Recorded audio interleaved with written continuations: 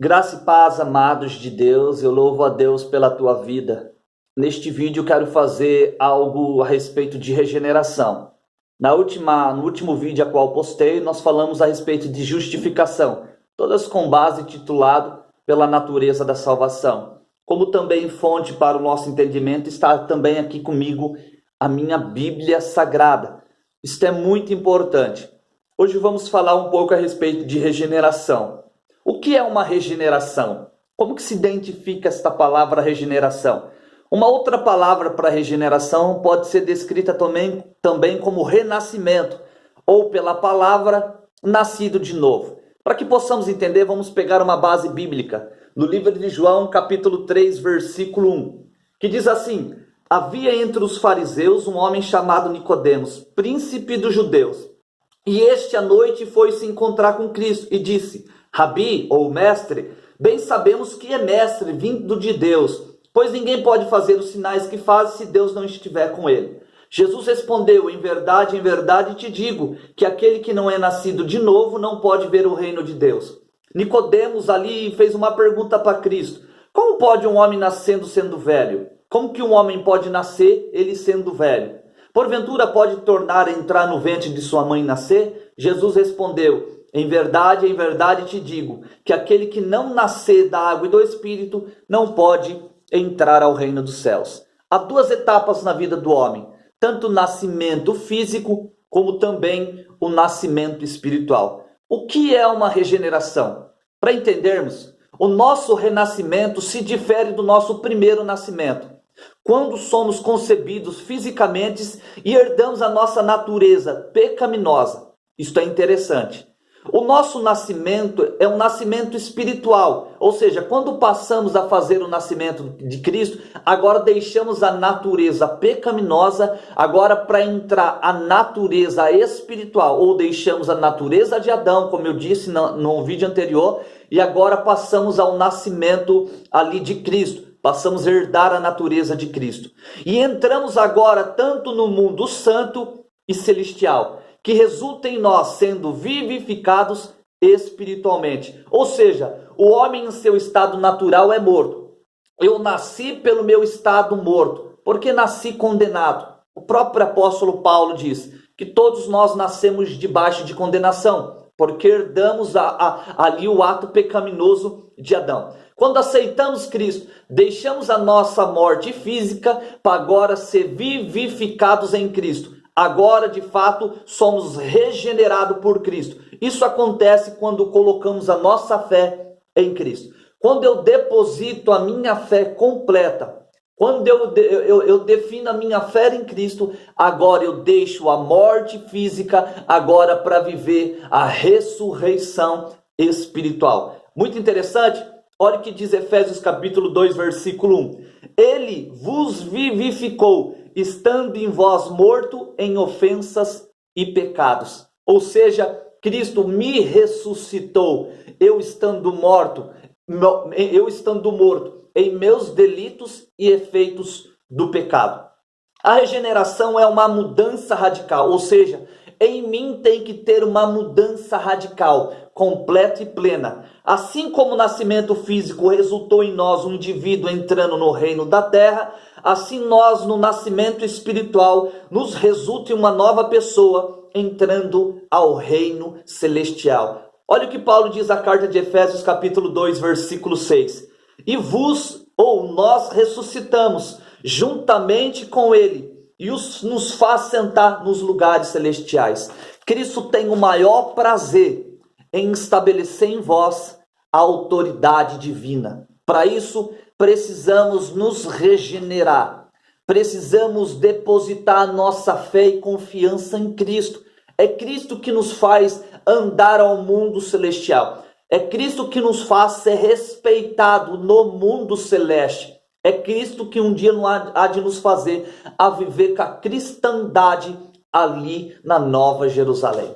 Interessante que depois da regeneração, começamos agora a ver, a ouvir e a buscar coisas divinas. Na verdade, começamos a viver uma vida de fé e de santidade. É muito interessante isso que Paulo diz. Ou seja, nós não façamos coisas espirituais se Cristo não der autoridade. É como pregar o evangelho, é como ministrar o evangelho. 2 Pedro capítulo 2, versículo 18, ou 3:18, ali Pedro vai dizer assim, que antes crescermos na graça e também crescemos no conhecimento. Eu posso até pregar no conhecimento, mas não vale de nada se eu não tiver a graça. Porque o meu conhecimento alcança o teu ouvido, mas a graça, o Espírito que habita dentro de mim, convence o teu coração. Então tem que ter comunhão, tanto da graça como conhecimento. Então nós façamos coisas espirituais, porque Cristo estabelece o teu poder ilimitado dentro da minha vida. Isso é importante para o teu ministério, isso é importante para a tua vida. Isso significa regeneração. Agora Cristo está formado em nossos corações. Agora somos participantes da natureza divina. Agora deixamos a natureza terrena agora para viver a natureza divina. O grande amor e dom gratuito de Deus, a sua rica misericórdia abundante, agora são as causas do nosso renascimento. Jesus diz assim: ninguém vem a mim sem antes o Pai o enviar. Ou seja, não somos nós que escolhemos a Cristo, mas Cristo nos escolheste. Se fosse pelo nosso estado físico, terreno, nós não teríamos capacidade de alcançar a autoridade divina. Se alcançamos a autoridade divina, se acreditamos na palavra de Deus, isto é dom gratuito de Deus. A tua salvação não tem preço. A tua salvação não é conquistada debaixo de benefícios, mas sim numa vida plena de santidade relacionada aos seres de Cristo. Amém? Na verdade, a regeneração e conversão de pecados. Ou seja, deixamos o nosso estado de pecado agora para viver a santidade. Somos escolhidos por Cristo para deixar este mundo terreno agora para viver o mundo espiritual. Olha que Efésios capítulo 1, versículo 19 vai dizer: e qual é a suprema grandeza do seu poder, que agora está em nós, o que cremos? Ou seja, agora somos operados da força do teu poder. O que opera em nós a graça e misericórdia é a presença de Cristo. Se eu curo, se eu liberto, se eu salvo, se eu convenço, isto não é pela minha natureza, isto é pela natureza de Cristo. Ele tem poder de mudar a história, é Ele que tem poder de transformar vida. Interessante também que Paulo vai terminar uma palavra grande quando ele diz, ou seja, nessa mesma palavra no versículo 1, capítulo 1, versículo 19, tem todo um contexto. Na verdade, mais uma vez, neste capítulo 1, versículo 19, Paulo, ou o apóstolo, vai enfatizar a doutrina do poder ao cristão. Ou seja, somos dependentes de Cristo. É Ele que tem o poder de transformar o coração sombrio em luz no meio do deserto. É Cristo que tem o poder de transformar o coração em enfermidade num coração saudável. É o renascimento de Cristo em nossa vida que tem o poder de nos tirar de um delito de pecado, de uma condenação eterna, agora para ser vivificados e alcançar a nossa salvação. Amém? Isso se chama regeneração, ou seja, uma mudança do estado físico para agora o mundo espiritual. Compartilhe este vídeo. Para você que não é inscrito no meu canal, se inscreva no meu canal. Meu canal se chama Ivan Gomes, o poder está em tuas frases.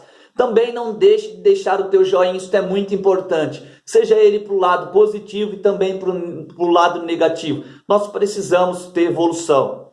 Nós precisamos ter produtividade. Isso é muito importante. Para você que é inscrito no meu canal, desde já lhe agradeço. Chegamos ao 48º inscrito no nosso canal. Isso é muito importante, isso é uma dádiva de Deus. Eu me sinto como um pastor cuidando de ovelha. E eu creio que você possa ter entendido aquilo que o Espírito diz à tua vida. No próximo vídeo quero falar a respeito de santificação. E por fim, chegarmos à conclusão do ato da salvação. Isso é muito importante. Compartilhe este vídeo. Que o nome de Cristo seja reconhecido. Sempre lembrando que o meu nome se diminua e que Cristo ele engrandeça. Este é o meu maior propósito. alcançar vidas para o reino de Deus. E que a honra e glória e poder seja toda dele. Amém? Sou eu, Ivan Gomes, o poder está em tuas frases.